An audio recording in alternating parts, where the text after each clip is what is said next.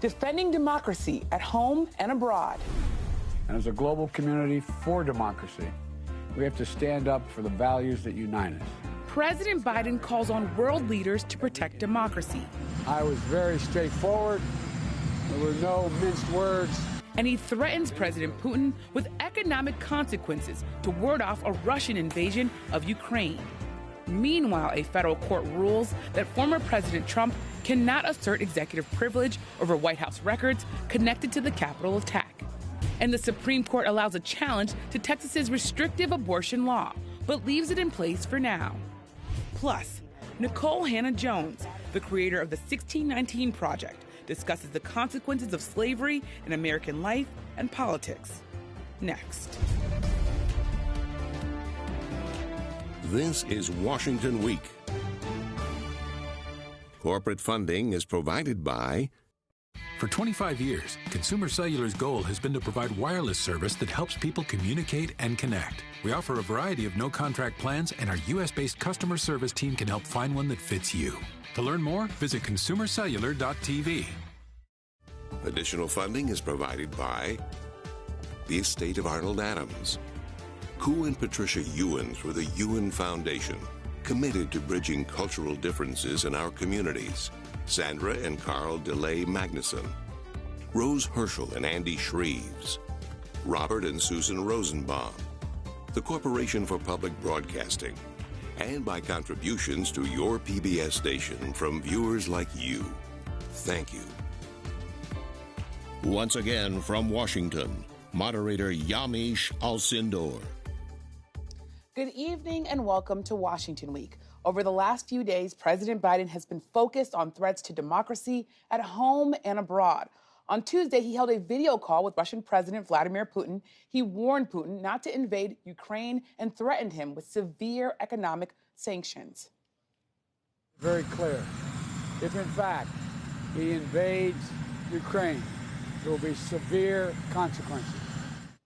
That comes as Russian troops are gathering en masse near the Ukrainian border. The standoff could be a diplomatic minefield for President Biden. On Thursday, President Biden also kicked off a two-day virtual democracy summit with more than 100 countries. He spoke about the importance of protecting democracy. I wanted to host this summit because here in the United States, we know as well as anyone that renewing our democracy and strengthening our democratic institutions requires constant effort. And on the domestic front, Senate Republicans and, yes, 2 Democrats voted to repeal key Biden vaccine mandates. Here's Senate Minority Leader Mitch McConnell.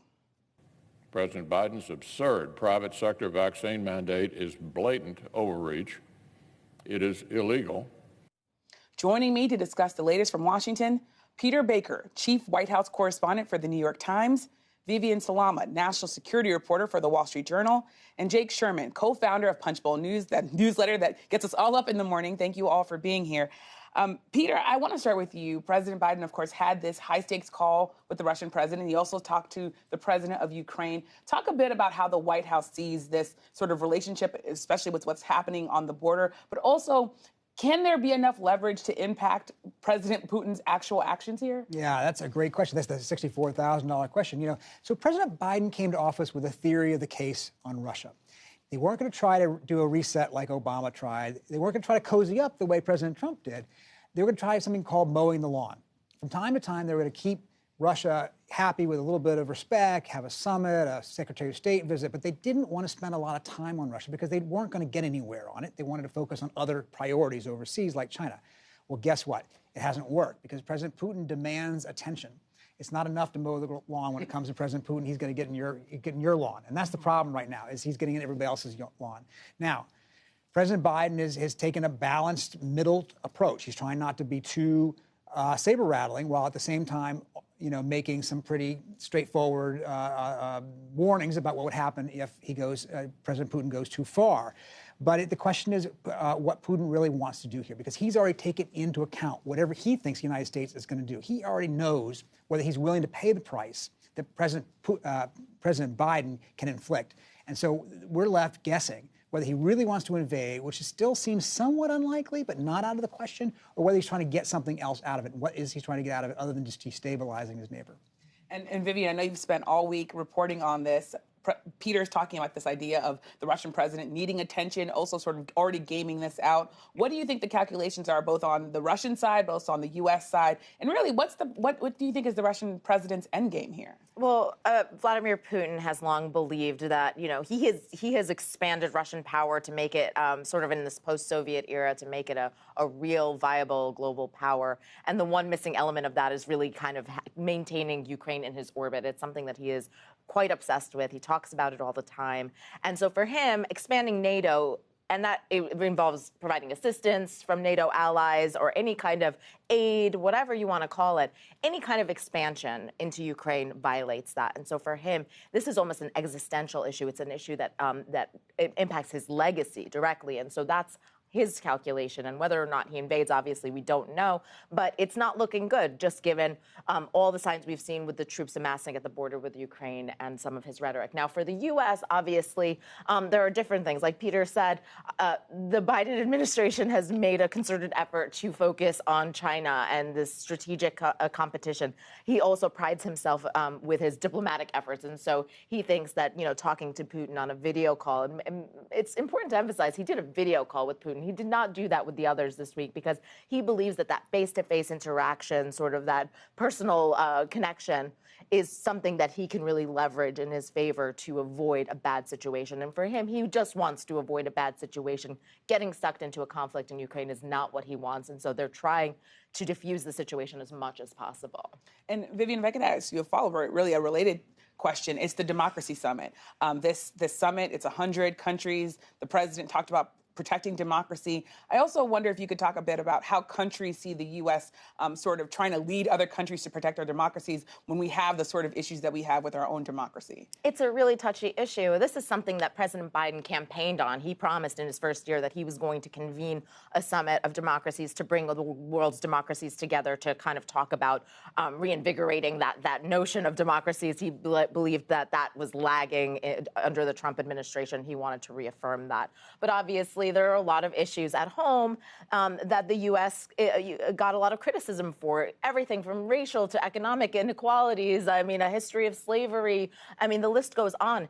And our adversaries throw that in our faces constantly with regard to any kind of confrontation. The Chinese and the Russians were not invited to participate in this week's summit, but they are the first to call the U.S. out on some of the issues that we have. The January 6th protests are a prime example of that, where the Chinese have repeatedly pointed to that and talked about the fragility of our democracy here at home. And so while the U.S. admits, and President Biden admits, that the U.S. was not perfect, he's trying to really establish this framework where we can kind of build upon the ideals that America was built upon, when it was founded 250 years ago. Yeah, and Jake, the issues at home, of course, are right in the beat that you cover on Capitol Hill. There was a really great article in The Atlantic, and of course, I should say the Punch Bowl News was doing great reporting too, but this Atlantic article struck me because it talked about sort of the chipping away at democracy and the next January 6th is going to be slow, and it's going to be former President Trump sort of overthrowing an election before it even is decided. Talk a bit about what you're seeing from your vantage point. That story by Bart Gellman was quite alarming, I would say.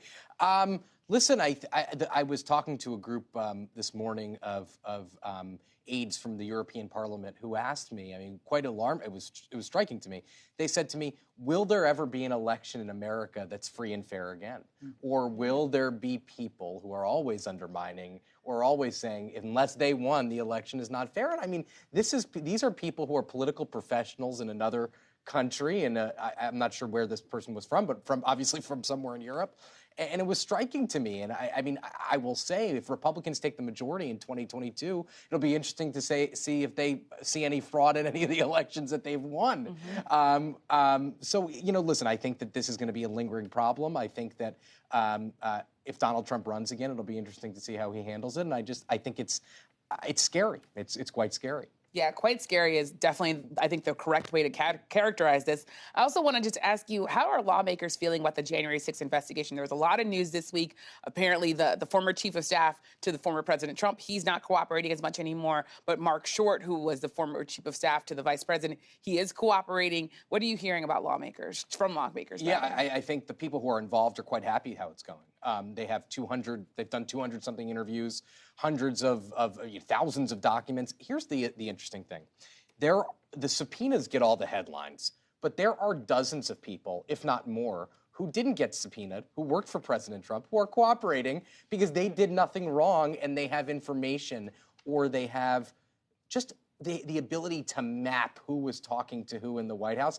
That is what should scare Donald Trump, not people who could fight these subpoenas and who are going to be, pains in the neck to the committee like Mark Meadows or other folks like that. But it's the people who are quietly giving this committee what they need to know, what they want to know, and allowing them to build a kind of a large record of what happened leading up to January 6th and on January 6th. Yeah, Peter, you're nodding your head. Jump in here. We covered the former president together. We sat there, and it's we had an experience. We did. And I think that one of the things that's really interesting is even though Mark Meadows now has suddenly said, I'm not going to cooperate, in the end, he's already given them some documents. They're already pretty revealing, right? For instance, there are text messages that apparently they have in which Meadows trades messages with a member of Congress on November, I believe, 6th, before they even had declared the election for Biden, talking about substituting electors in states that they wanted to challenge. And he says, I love it, according to the committee. That shows how early they were already talking about finding ways to upend the system, to change the result away from what the certified results really were.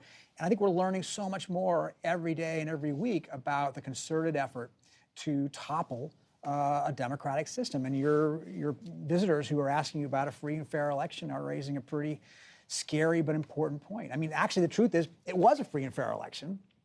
But now the former president, has convinced millions of people that it wasn't. And that's what makes it dangerous, because people have less faith in democracy. Yeah. Well, there's another issue, of course, that's been bubbling up this week that we had news on today, and that is, of course, abortion.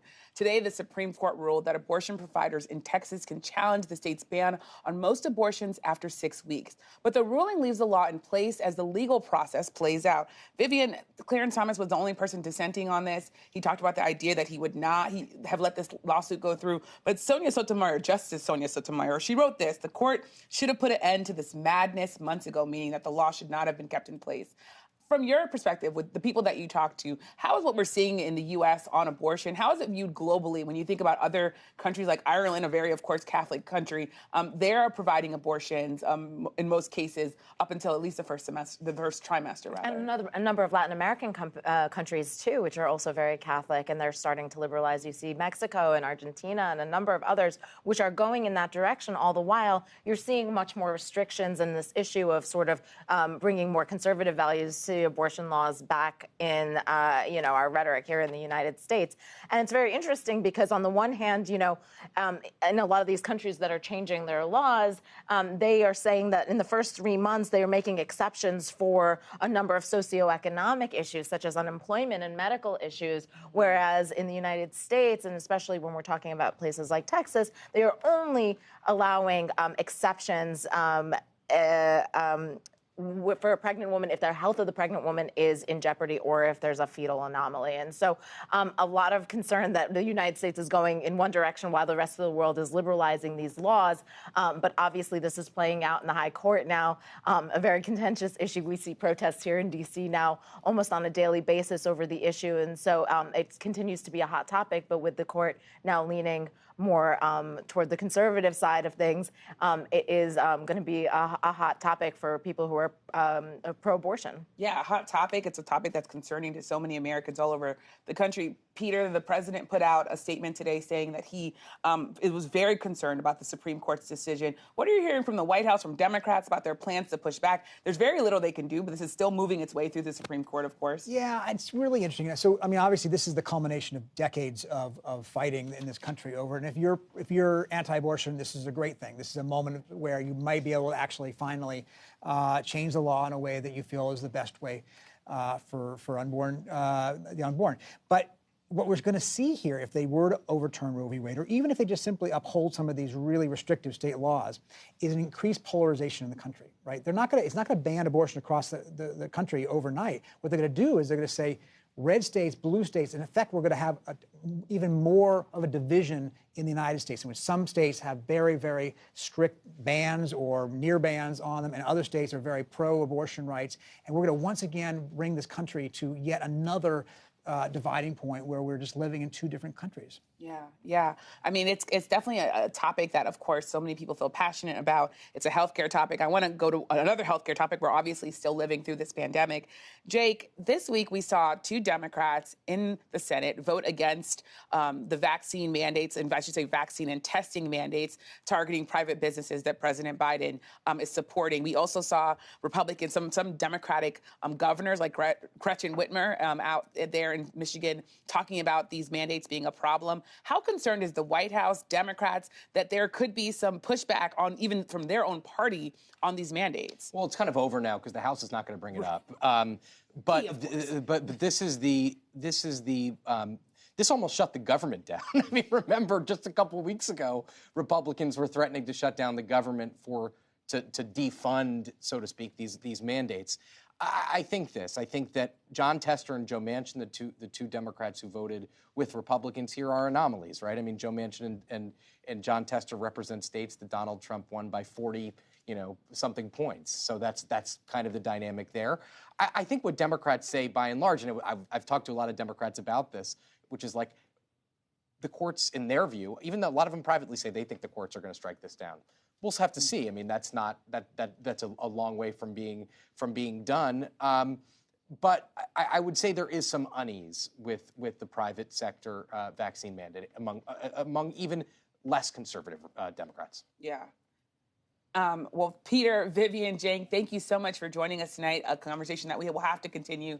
And as we continue to talk about democracy, I want to turn now to talk about the politics of race and the newly released best-selling book, The 1619 Project, and the children's book, Born on the Water. Joining me from New York, Nicole Hannah-Jones. She is a Pulitzer Prize-winning staff writer for the New York Times Magazine and the creator of The 1619 Project. Thank you so much, Nicole, for being here. You, of course, write in the preface of your book the first time you came across the date 1619. Talk about what the significance of that date should be for this country and what it says about what kind of country we are, but also what kind of country we could be. Hey, Yamiche, thanks for having me on. And before I get into that, I just have to correct something from the last panel, if you don't mind. Yeah, go ahead. This is why you're on, of course. So, respectfully, when Jake Sherman of Punchbowl said, asked the question, will we ever have free and fair elections again? I just think we have to push back on that narrative that we've only had a resemblance of free and fair elections since 1965.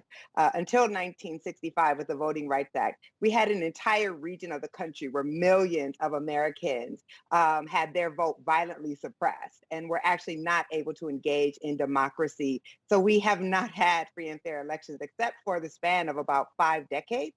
And so as we're analyzing where we'll be next year if Republicans take back the House and the Senate, I think we have to analyze that within the context of elections, and democracy has always been contested in this country. A true semblance of democracy is actually quite new. And what we'll really be doing is going back to our more natural state in the United States. And we should be very worried about that, because that means that our democracy may not hold, because we actually haven't had true representative democracy for very long. Now, moving on to the question that you asked me. The reason the 1619 is important is because 1619 actually explains why our democracy is on the brink right now. We have this narrative of 1776 where, these intrepid colonists break off from the British Empire because they want to have freedom and liberty. They want to be able to vote. They want to be able to elect their governance of the people, by the people, for the people. But the truth is, in 1776, 1/5 of the population was enslaved. 1/5 of the population of the 13 colonies, and all 13 colonies engaged in slavery, could not exercise any type of representative democracy at all, because they weren't even considered part of the body politic. But if we think about America through the prism of 1619, that's where we see these really founding tensions that our country is struggling against right now, this racial division, this polarization, even our class divisions. That is where those begin, and those are influencing what happens in 1776, what happens in 1865, what happens in 1965, how we get the election of Donald Trump, and where we are in the country right now. Yeah, as you, I mean, you went straight to elections, and I think it's a smart place to be because you also said that, you know, race was the original wedge issue, was one of the earliest wedge issues in America. Can you talk a little bit about that and talk a little bit about how it connects to the voting rights restrictions that we're seeing, these laws that are being passed by Republicans in states all over the country? Sure. So I've been doing actually quite a bit of reading on how democracies die. Matter of fact, I just finished a book called How Democracies Die. And what those scholars argue really, which I think is true, is that democracy in America until 1965 was predicated on exclusion. And the reason why you could have political parties that, even though they may have had different beliefs, that actually saw each other both as legitimate rulers is because Black people and people of color were excluded from that process. So you were only ever engaging with other white people in the political process. And so what we're seeing now is really a tearing of that fiber that united us, because Black people, Latinos, Indigenous people are now having a say in our elections, and they're actually able to sway elections. As you know, a Republican has not won the popular vote for the presidency except one time in about the last 30 years. And so brown people, Black people are really swaying these elections. And that's where we're seeing this extreme polarization is coming out of that.